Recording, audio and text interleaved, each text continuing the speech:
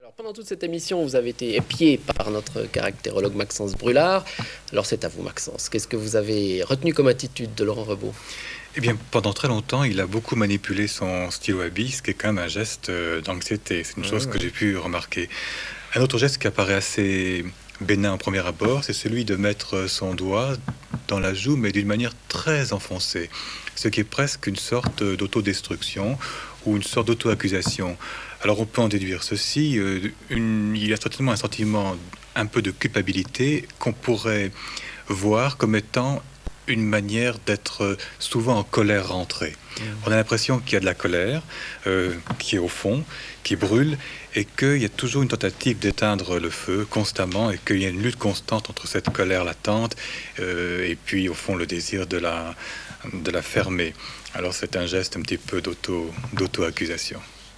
Apparemment, vous êtes assez d'accord? Sur la colère rentrée, en tout cas. Ouais. Quant à l'autodestruction, alors... C'est peut-être aller un peu loin. Vous allez peut-être un peu loin. Mais ouais, on peut, ouais, si c'était à cette hauteur-là... C'était oui, à cette hauteur-là. Voilà ouais. le désir. Moi, c'est pour moi plutôt un geste de concentration. Ce n'est pas ce geste que vous avez fait. C'est un geste qui a enfoncé vraiment le dos. Vous n'êtes pas aperçu dans le feu de Oui, discussion. on le voit sur la photo. C'est très possible. Laurent, professionnellement, qu'est-ce que vous allez faire? En un mot, parce qu'on est déjà très tard. Ouais. Alors, je sais pas.